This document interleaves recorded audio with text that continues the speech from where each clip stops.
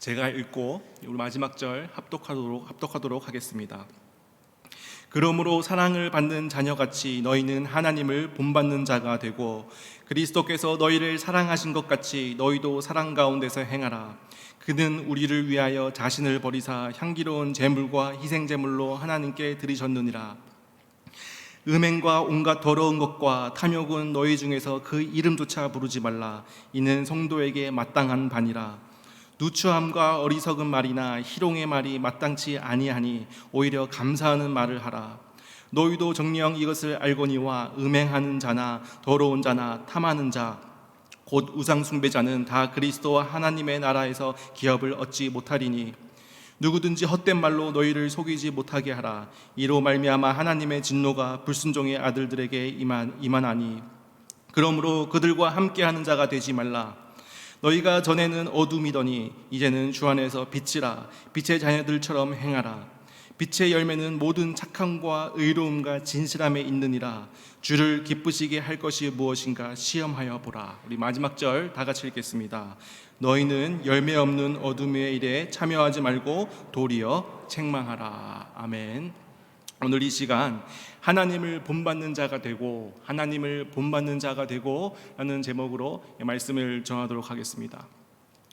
제가 아이들을 꼼꼼히 챙기는 그런 아빠는 아닙니다.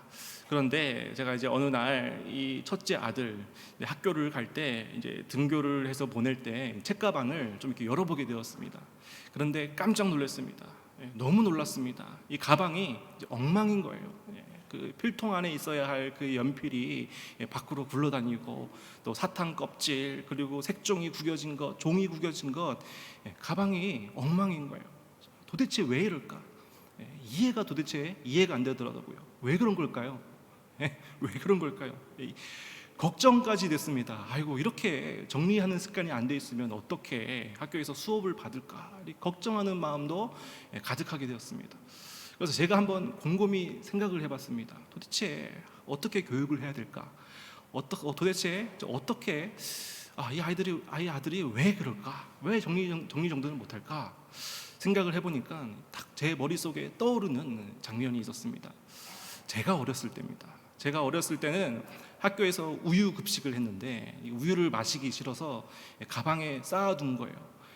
가방에 우유를 쌓아두고 그 우유가 한 주가 되고 또 한 주가 되고 부풀어서 상한 우유가 가방 안에서 터져버린 겁니다. 그래서 가방에 악취가 나서 그 가방을 학교 뒤 징계차에다가 버렸던 그런 기억이 떠오르더라고요.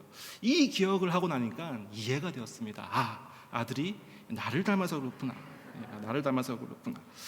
여러분 혹시 이 누군가와 닮았다는 말을 들어보신 적이 있으십니까?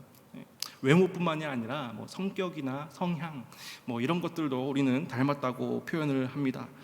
그런데 우리가 보통 닮았다라는 말을 많이 할 때는 보통 이 부모와 이 자녀들의 관계 가운데서 닮았다는 말을 많이 합니다. 모두가 부모를 닮기 마련입니다. 그래서 이 아이들이 나를 닮은 모습을 보면 또 아이들의 행동하는 모습을 보면 이해가 되어집니다. 왜냐하면 나를 닮았기 때문에. 자녀는 부모를 닮습니다. 그래서 이 자녀의 모습을 통해서 부모의 모습을 볼 수 있습니다. 그리고 이것은 우리 육신의 부모에게만 해당하는 것은 아닙니다. 우리의 아버지이신 하나님은 우리의 아버지이시기 때문에 그 우리의 모습을 통하여 하나님의 닮은 모습이 나타나져야 됩니다. 그래서 오늘 본문은 이런 명령으로 시작합니다. 우리 1절을 다 같이 한번 읽어보겠습니다. 1절 시작. 그러므로 사랑을 받는 자녀같이 너희는 하나님을 본받는 자가 되고. 그래서 사도 바울은 하나님을 본받는 자가 되어라 라고 우리들에게 권면을 합니다. 이것은 명령이죠. 여기서 본받다라는 말은 쉽게 말해서 다른 사람의 특징을 따라하는 것을 말합니다. 붕어빵이라는 것이죠. 그 사람을 닮는 것이고 또 그 사람을 흉내내는 것. 그래서 쉽게 말하면 따라쟁이가 되는 것입니다. 이 어린 아이들을 보면 이 다른 사람들을 너무나도 잘 따라하죠. 따라쟁이입니다. 제가 이 뉴질랜드에 있을 때 뉴질랜드 이 유치원에서 이제 방학 때 아르바이트를 한 적이 있습니다. 근데 이 뉴질랜드 유치원에 이제 한 4살짜리 한국 여자아이가 있었습니다. 한 명의 한국 여자아이가 있었는데 그 여자아이가 이제 하원 시간이 되면 엄마를 발견하자마자 엄마 왔다 이렇게 외치고 엄마한테 뛰어갑니다. 그런데 진짜 놀라운 게 뭐냐면 그 백인들, 한국말을 전혀 할 줄 모르는 그 백인 아이들도 어느 순간 되니까 자기도 엄마 왔다 하고 말하면서 엄마한테 뛰어나가더라고요. 그 모습을 보고 저도 깜짝 놀래고 선생님들도 같이 웃었던 그런 기억이 납니다. 아이들은 금방 따라합니다. 동생은 형이나 언니나 누나가 하는 것을 보고 따라하고 또 친구들이 하는 것을 보고 금방 따라하죠. 그런데 아이들만 따라하는 것이 아닙니다. 우리 어른들도 따라한다는 것이죠. 우리 어른들도 다른 사람들의 모습을 보고 따라하고 다른 사람들이 사는 모습을 보고 따라하고 그리고 세상의 모습을 보고 따라합니다. 사람들도 어른들도 쉽게 따라하는 따라쟁이들입니다. 그런데 우리는 다릅니다. 우리는 다른 것을 따라야 합니다. 우리는 하나님을 본받는 자, 하나님을 따라하는 자입니다. 그래서 우리는 하나님 닮은 사람이 되어야 한다는 것입니다.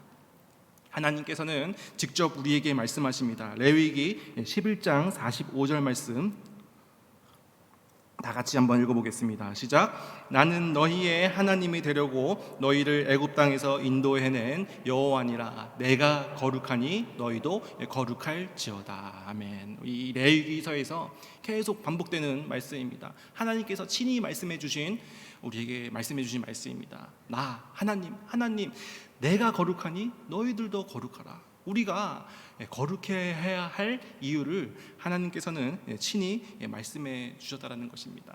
하나님께서 거룩하시기 때문에 하나님의 자녀인 우리도 마땅히 거룩한 삶을 살아야 된다는 것입니다. 그런데 이런 말씀을 들으면 우리에게 좀 이렇게 부정적인 생각이 들 수도 있습니다. 하나님은 모든 것을 초월하시고 하나님은 전지전능하신 분이신데 감히 내가 그 하나님을 어떻게 닮을 수 있을까? 이런 생각을 할 수 있습니다. 나의 연약함이나 나의 부족함을 바라본다면 더더욱 이런 생각이 들게 됩니다. 우리가 하나님을 본받는다는 것은 굉장히 또 어쩌면 부담스러운 일일 수 있지만 그와 동시에 우리가 하나님을 닮아갈 수 있다는 것은 너무나도 큰 특권입니다. 하나님의 자녀만 누릴 수 있는 특권이라는 것입니다. 그래서 하나님을 닮아가는 과정을 통해서 하나님의 역사를 발견하고 하나님의 역사를 경험할 수 있습니다. 그리고 이 하나님을 본받는다는 것은 내 힘으로 할 수 있을까요? 없을까요? 내 힘으로 할 수 없는 일입니다. 우리가 이 명령에 순종할 때에 그것을 이루시는 분은 바로 하나님이십니다. 하나님이시기에 가능한 일입니다. 그래서 우리가 성화를 이뤄 가도록 우리가 열심히 하나님을 바라보며 말씀을 순종하며 살아갈 때에 하나님께서 우리 인생 가운데 붙잡아 주시고 성화의 길로 인도해 주신다는 것입니다. 그래서 우리가 해야 할 일은 무엇입니까? 말씀대로 살려고 노력하는 것, 그리고 기도하는 것입니다. 나의 연약함을 인정하고 기도하는 것입니다. 하나님 아버지, 내가 하나님을 닮아서 거룩한 삶을 살아야 할 터인데 저는 너무나도 연약합니다. 저는 너무나도 나약합니다. 너무나도 많은 죄를 저지르는 저의 모습을 고백합니다. 하지만 하나님께 기도하며 나아가오니 하나님 저에게 능력을 허락하여 주시옵소서. 이렇게 기도하며 나아갈 때에 하나님께서 우리의 삶을 만져주시고 우리 삶을 이끌어 주실 줄을 믿습니다. 또 다른 면에서 우리가 하나님을 닮아간다는 것 좀 생각을 해보면 좀 막연하게 생각이 들 수도 있습니다. 과연 무엇이 하나님을 닮은 것일까? 과연 어떻게 사는 것이 하나님을 닮아가는 삶일까? 이런 질문이 듭니다. 그런데 그때 하나님께서는 친히 사람이 되셔서 우리의 본이 되어 주셨다는 것입니다. 예수님은 하나님께서 기뻐하시는 그 사람의 온전한 모습을 보여주셨습니다. 사람이 무엇을 위해 살아가야 할지, 또 사람이 어떻게 살아야 할지를 예수님께서 이 땅 가운데 오셔서 완전하게 우리에게 보여주셨습니다. 세상의 모든 사람들은 하나님께서 만드신 원래 목적이 아닙니다. 모든 사람들은 죄로 인해서 망가져 있는 모습입니다. 하지만 예수님께서는 완벽한 사람의 모습을 우리에게 보여주셨습니다. 우리가 닮아야 하는 하나님의 모습을 친히 보여주신 것입니다. 그래서 예수님을 닮아가는 것은 곧 하나님을 닮아가는 것입니다. 한번 생각해 보시길 바랍니다. 어느 부모가 이 자녀에게 바이올린을 사줬습니다. 그런데 이 바이올린이 이제 그냥 당근마켓에서 당근에서 20만 원 정도 주고 구매한 바이올린이었습니다. 그러면 이 부모가 자녀에게 기대하는 것은 무엇이죠? 그냥 취미로 그 바이올린을 배워보라는 겁니다. 이 아이가 뭐 1개월이든 6개월이든 어느 시간이 지난 후에 바이올린을 그만두고 이 바이올린이 뭐 창고에 그냥 세워져 있다 하더라도 그닥 아깝지 않죠. 그런데 만약에 부모가 이 자녀에게 1,000만 원짜리 바이올린을 한번 사줬다고 한번 생각해 보시길 바랍니다. 그리고 화율도 1,000만 원짜리입니다. 그러면 이 부모가 이 자녀에게 무엇을 기대합니까? 단순히 취미 생활을 넘어서 전공을 하고 그 이상을 부모가 그 자녀에게 기대할 것입니다. 그렇죠?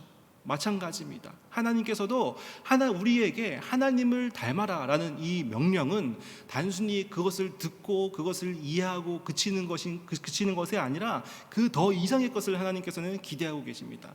하나님의 아들 독생자를 친히 이 땅 가운데 내어 주심으로써 우리는 하나님을 닮아가도록 우리가 명령에 순종하도록 되어 있기 때문에 하나님은 우리의 삶 가운데 하나님을 닮아가는, 예수님을 닮아가는 삶을 강력하게 원하고 기다리고 계신다는 것입니다.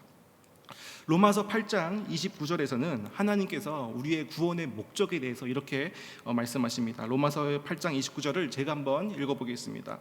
하나님이 미리 아신 자들을 또한 그 아들의 형상을 본받게 하기 위하여 미리 정하였으니 이는 그로 많은 형제 중에 맏아들이 되게 하려 하심이니라.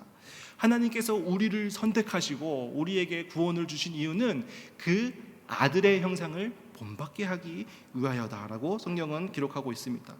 구원의 목적으로 성화를 말씀하고 계신 것입니다.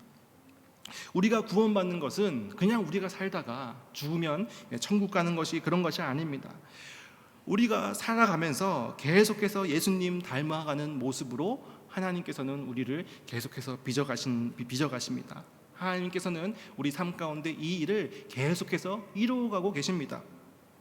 그리고 우리는 우리의 측면에서 우리가 말씀에 순종하며 이 구원, 성화를 이뤄내야 합니다. 그래서 우리가 순종해야 할 명령은 명확합니다. 너희는 하나님을 본받는 자가 되어라. 다시 말하면 우리는 예수님을 닮아가는 자가 되어야 합니다. 우리 예수님의 따라쟁이, 예수님을 닮아가는 자가 되기 위하여 오늘 본문에서는 두 가지를 말합니다. 오늘 본문에는 행하라 라는 명령이 나옵니다. 행하라. 근데 뭘 행하느냐? 2절에 보면 사랑 가운데서 행하라. 사랑 가운데서 행하라. 그리고 8절을 보면 빛의 자녀들처럼 행하라. 이렇게 나옵니다. 그래서 이 사랑과 빛, 이 두 가지로 예수님을 닮기 위해서 우리가 어떻게 해야 하는지 한번 알아보도록 하겠습니다. 첫 번째 명령입니다. 사랑 가운데서 행하라. 오늘 본문의 2절을 다 같이 읽어보겠습니다. 시작.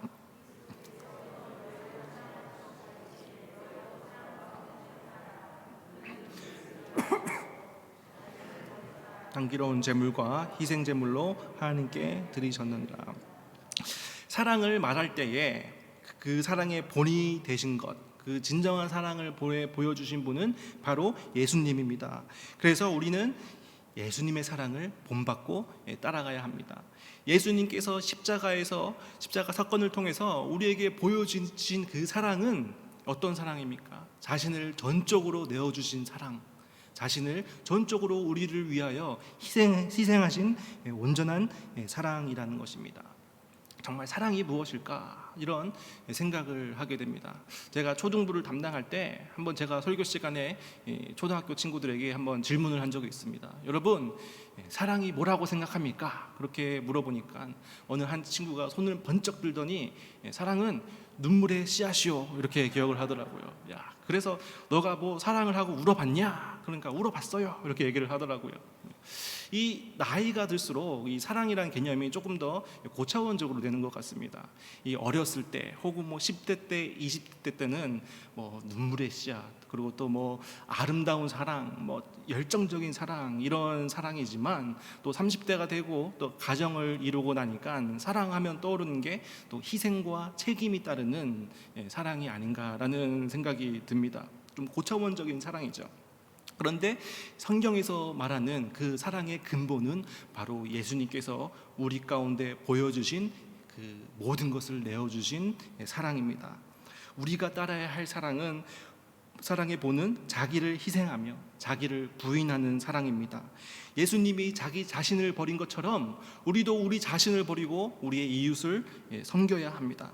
우리의 유익과 우리의 자존심을 버리고 우리는 사랑해야 합니다. 예수님을 닮아 이 예수님께서 우리에게 보여주신 그 사랑을 우리가 행할 때에 우리 가운데 가장 큰 기쁨과 만족이 있을 줄을 믿습니다. 하지만 세상은 자기를 사랑하는 사랑을 합니다. 자기를 사랑하는 사람, 이것은 자기중심적이고 자기 만족적인 사랑이죠. 그래서 이것은 사람을 사랑하는 것이 아니라 사람을 사용하는 것입니다. 가짜 사랑이죠. 그래서 오늘 본문을 통해서 바울은 이 가짜 사랑, 이 세 가지를, 대표적인 세 가지를 말하고 있습니다. 오늘 본문 3절을 제가 한번 읽어보겠습니다. 음행과 온갖 더러운 것과 탐욕은 너희 중에서 그 이름조차도 부르지 말라. 이는 성도에게 마땅한 바니라. 가짜 사랑을 하는, 온전한 사랑을 하지 못하는 이 사람의 세 가지 특징은 바로 음행과 온갖 더러운 것과 탐욕입니다. 첫 번째는 음행입니다. 음행은 모든 성적인 범죄를 말합니다. 음행은 하나님이 보여주시고 또 하나님께서 명령하신 모든 사랑의 정반대가 되는 것입니다. 사람을 죄악으로 빠뜨리는데 너무나도 큰 위력이 있고 또 엄청난 사탄의 무기입니다. 이 성이라는 것은 이 결혼이라는 이 울타리 안에 있을 때 아름다운 것입니다. 이 성은 하나님께서 부부에게 허락하신 선물이며 또 이 부부라는, 결혼이라는 울타리 안에 있을 때 또 아름답고 또 우리가 누릴 수 있는 것입니다. 그런데 이 성이라는 것이 결혼이라는 울타리 밖에 있을 때 단지 쾌락을 위해서 거짓된 사랑으로 모습으로 나타날 때에 그것은 죄가 된다는 것입니다. 성경 곳곳에서도, 특별히 이 구약 성경에서도 이 성적인 타락은 하나님께서 진노하시고 하나님께서 즉각 심판하시는 것을 우리는 알 수 있습니다. 두 번째는 온갖 더러운 죄입니다. 이 더러운 것이라는 이 원어의 뜻을 보니까 세속적인 것을 말합니다. 세속적인 것, 그리고 종교적으로, 윤리적으로 추악한 모든 행동을 더러운 것이다 라고 성경은 말하고 있습니다. 그런데 이 사도 바울은 오늘 본문을 통해서 말하고 싶은 것이 있습니다. 뭐라면 이 더러운 것이 만연한 이 세상 가운데 그것을 당연히 여기는 것을 사도 바울은 경계하고 있습니다. 이때 당시는 에베소라는 도시에는 신전이 있었습니다. 정말 우상 숭배를 하는 너무나도 악행을 저지르고 있던 그런 곳이죠. 그런데 거기에다가 뭐가 있었냐면 함께 음행이 함께 있었습니다. 그런데 진짜 문제는 뭐냐면 사람들이 그것에 대해서 질책하지 않고 책망하지 않고 그것을 너무나도 당연시 여기며 살아가고 있었다는 것입니다. 더러운 것을 구별하지 못하고 당연히 여기는 것, 이것은 너무나도 큰 죄악이라는 것입니다. 구약 시대에도 마찬가지죠. 산당 제사가 있습니다. 구약 시대 때 선한 왕과 악한 왕으로 나누는 기준 중에 하나가 바로 이 산당 제사를 없앴느냐, 이 산당 제사를 없애지 못했느냐가 있습니다. 이 산당 제사, 이 산당이라는 곳에 바로 여호와 하나님만 예배를 해야 하는데 어느 순간 이곳에 우상이 들어오기 시작합니다. 그래서 하나님만 예배해야 하는 이 예배당에서 우상을 함께 섬기기 시작합니다. 그리고 그 우상과 함께 그 산당 제사에서 음란한 일이 함께 벌어집니다. 문제는 뭐냐면 이스라엘 백성들이 영적으로 어두워서 그러한 음행을 너무나도 당연시 여겼다는 것입니다. 하나님께서는 이것을 진노하셨고 이것에 대해서 심판하셨습니다. 그래서 우리는 죄를 구별할 줄 알고 죄를 책망할 줄 알고 죄를 당연시 여겨서는 안 됩니다. 정말 우리가 바라보는 이 지금 이 시대 너무 악하지 않습니까? 이게 정상입니까? 너무나도 악한 시대를 우리가 바라봅니다. 악한 시대, 악한 문화와 악한 전통, 너무나도 악합니다. 하지만 우리는 이것을 절대로 당연시 여겨서는 안 됩니다. 성경을 기준으로 그 악한 것에 대해서 정확히 책망할 줄 알고 우리가 구별할 줄 알아야 된다는 것입니다. 세 번째는 탐욕입니다. 탐욕은 다른 죄들의 모든 죄들의 원인으로 볼 수 있습니다. 자기중심적이고 자기의 욕망을 추구하는 것, 모든 육체적 욕망을 말합니다. 바울은 이 탐욕을 믿지 않는 이방인들의 특징으로 말을 했습니다. 탐욕은 나 자신을 우선시하지만 예수님께서 십자가에서 보여주신 사랑은 바로 타인을 위한 사랑을 보여주시고 있습니다. 제가 지난번에 한번 말씀드렸는데 정말 이 예레미야서에 그 심판의 때에 하나님의 진노가 가득 찼을 때에 이 예레미야는 그 당시 이스라엘 백성들을 보고 터진 웅덩이와 같다라고 말합니다. 터진 웅덩이가 뭐죠? 웅덩이가 터졌기 때문에 아무리 거기 물을 부어도 웅덩이가 가득 차지 않습니다. 사람들이 그 마음의 공허함을 채우기 위해서 많은 세상적인 것들, 물질적인 것들, 자기중심적인 것들, 자기의 유익이 있는 것들을 계속해서 마음 가운데 부어 넣습니다. 근데 이것은 터진 웅덩이라는 것입니다. 그래서 절대 가득 차지 않습니다. 금방 흘러버리고 맙니다.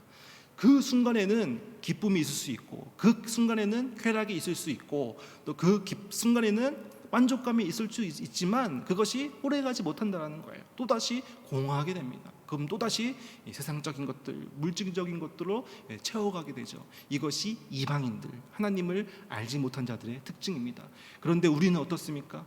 우리 마음 가운데 영적인 것, 말씀과 기도, 하나님이 기뻐하시는 것으로 우리의 마음을 채운다면 우리의 마음은 터진 웅덩이가 아니죠.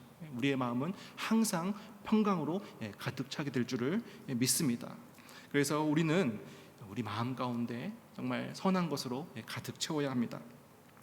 자기중심적인 탐욕과 또 그로 인해 벌어지는 온갖 더러운 것, 그리고 음행, 이런 것들이 어떤 결과를 가지고 오는지 생각을 해볼 때 우리는 정말로 경각심을 가져야 합니다. 우리 아까 읽었던 3절을 다 같이 한번 다시 읽어보겠습니다. 시작. 음행과 온갖 더러운 것과 탐욕은 너희 중에서 그 이름조차 부르지 말라. 이는 성도에게 마땅한 바라. 사도 바울이 권면하죠. 이러한 음행과 더러운 것과 탐욕은 그것 이름조차 말하지 말라. 강력하게 얘기합니다. 단지 행동뿐만 아니라 그것을 말에 있어서도 그 더러운 것들을 입에 담지 말라고 말하고 있습니다. 잠언을 비롯해서 성경 곳곳에 이 우리의 언행, 말에 대한 경고의 말씀이 너무나도 많습니다. 우리 다음 절 4절을 제가 한번 읽어보겠습니다. 4절. 누추함과 어리석은 말이나 희롱의 말이 마땅하지 아니하니 오히려 감사하는 말을 하라. 이 언행, 이 말에 대한 권면을 사도 바울이 하고 있는 것이죠. 왜 이렇게 언행에 대해서 강조를 할까요? 왜냐하면 이 말이라는 것은 이 생각의 결과이기 때문입니다. 말이라는 것은 그냥 우리가 하는 것 같지만 우리 생각의 결과입니다.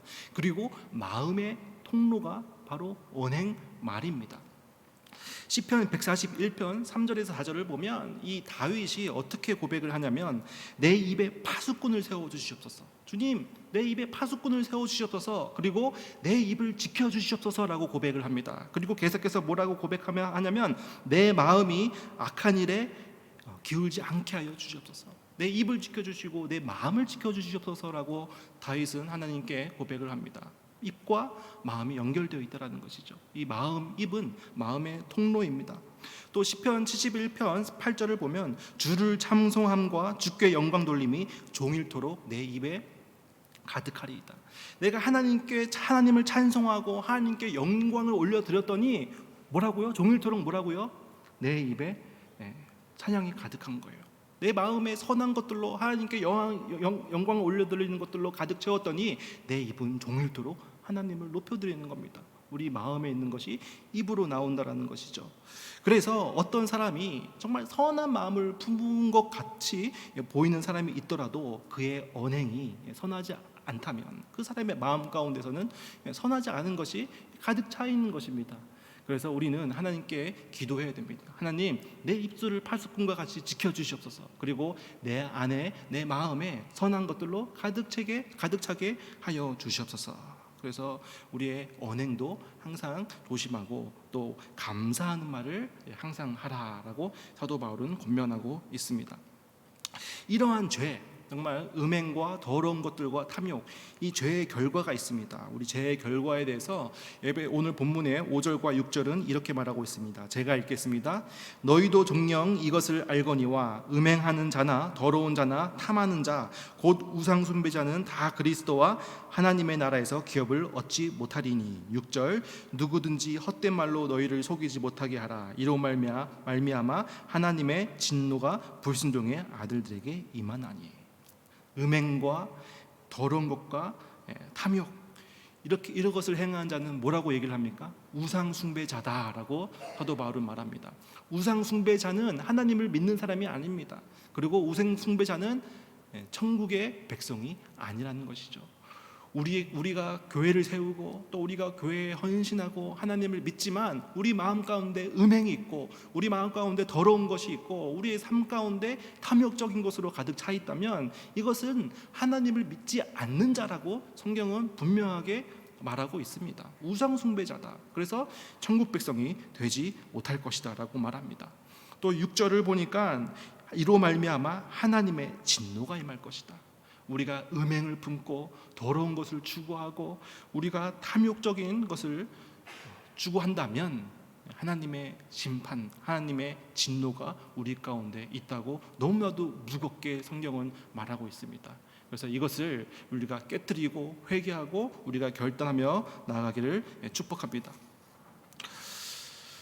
하나님의 자녀는 하나님을 닮은 자입니다. 그래서 우리는 하나님께서 친히 보여주신 그 예수 그리스도의 십자가 사건을 통해 예수님이 보여주신 그러한 희생적인 사랑을 우리가 해야 합니다. 그리고 우리는 하나님의 자녀이죠. 하나님의 닮아가는 삶을 살아야 합니다. 그리스도께서 자기의 삶을 내어주신 자기 희생적인 사랑, 그리고 전적으로 자신을 내어주신 희생의 사랑을 우리가 해야 합니다. 그래서 우리는 탐욕과 음행과 더러운 것, 거짓 사랑을 버리고 사랑 가운데서 향하는 자가 되어야 합니다. 두 번째입니다. 두 번째 명령은 어떤 명령이냐면 빛의 자녀처럼 행하라라는 명령입니다.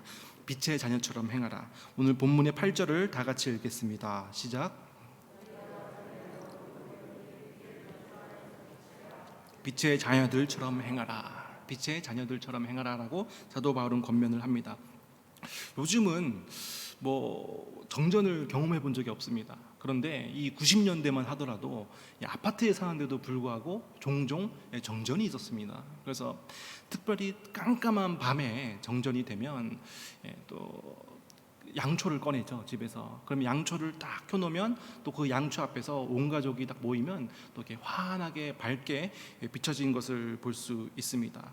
우리는 하나님의 자녀입니다. 그래서 우리는 빛의 자녀입니다. 그래서 우리는 어둠을 밝히는 그런 삶을 살아야 됩니다. 그래서 사도 바울은 이것을 설명하기 위해서 빛과 어둠의 비유를 사용합니다.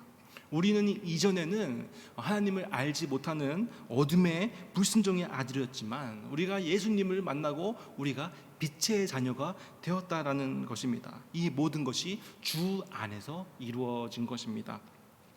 예수님은 모든 사람을 비추는 참 빛이십니다. 그런데 우리가 이 예수님을 믿는 믿음을 통해서 하나님의 자녀가 되고 우리도 빛의 자녀가 되었습니다. 그래서 우리는 하나님의 빛의 자녀처럼 살아야 된다는 것이죠. 그리고 사도 바울은 빛의 자녀에게 나타나는 특징 이 세 가지를 말합니다. 오늘 본문의 9절을 제가 한번 읽어보겠습니다. 9절. 빛의 열매는 모든 착함과 의로움과 진실함에 있느니라. 사랑 가운데 행하지 못하는 자의 네 세 가지 특징이 음행과 더러운 것과 탐욕이었다면, 반대로 빛의 자녀의 특징 세 가지는 뭐냐면 바로 착함과 의로움과 진실됨입니다. 다 비슷한 단어 같지만 의미가 다릅니다. 이 착함은 뭐냐면 나와 이웃과의 관계를 말합니다. 나와 이웃과의 관계를 착함이라고 얘기합니다. 그 의로움은 누구와의 관계입니까? 나와 하나님과의 관계를 말합니다. 의로움은 나와 하나님과의 관계, 그리고 진실됨은 나와의 관계입니다. 조금 의미가 다르죠. 그래서 착함은 나와 다른 사람과의 관계, 정말 이웃 사랑을 실천하라는 것이죠. 하나님 사랑과 이웃 사랑. 우리가 교회를 섬기고 교회를 봉사하는 것도, 예배를 드리는 것도 너무나도 중요하지만 그것만큼 우리도 이웃을 사랑해야 합니다. 그 사랑은 헌신적인 사랑, 나의 자존심과 나의 유익을 다 내려놓고 희생하는 사랑을 말하는 것이죠. 그래서 우리는 착함, 이웃을 사랑으로 섬겨야 합니다.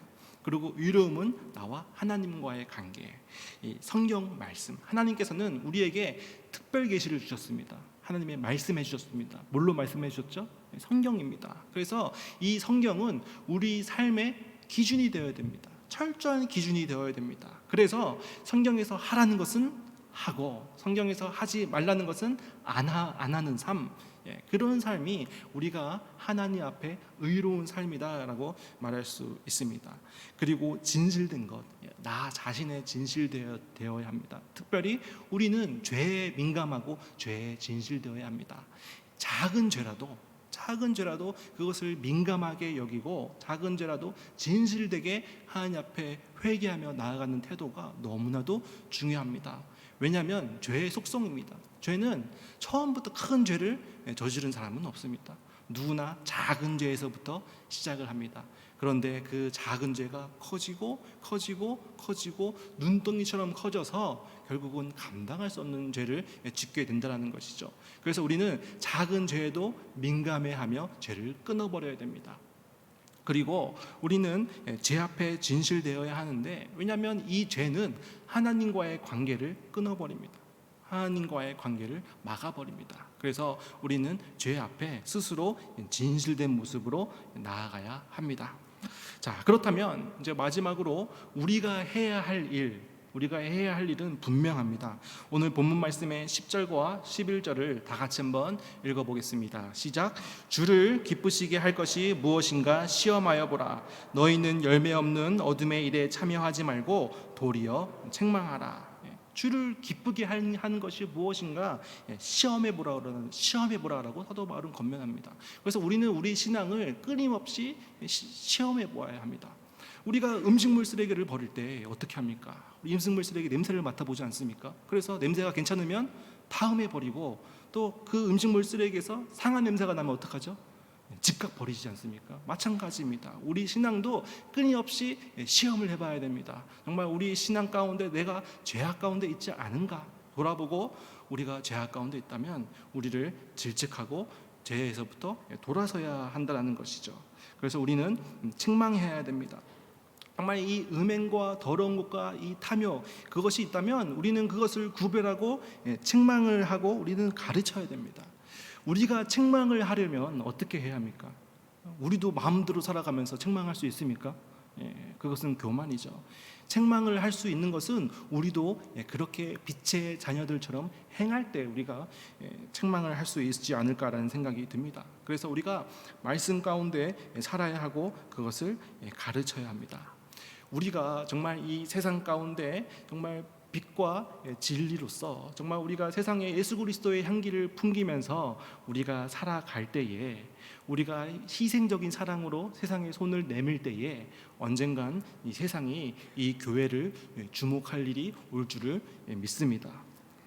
그래서 예수님께서는 제자들에게 이렇게 말씀하셨습니다. 마태복음 5장 16절을 제가 읽어보겠습니다. 마태복음 5장 16절.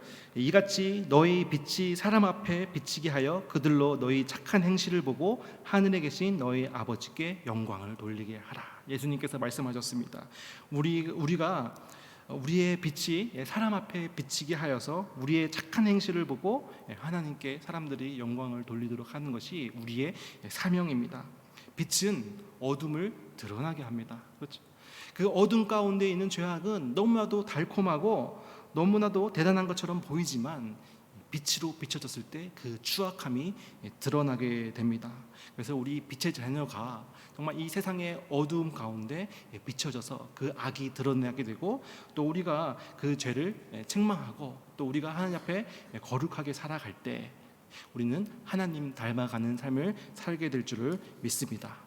그래서 오늘 말씀을 마치면서 여러분 스스로에게 한번 질문해 보시길 바랍니다. 나는 누구를 닮았는가? 나는 누구를 닮았는가? 한번 고민해 보셨으면 좋겠습니다. 기도하겠습니다. 하나님 감사합니다. 오늘 말씀을 통하여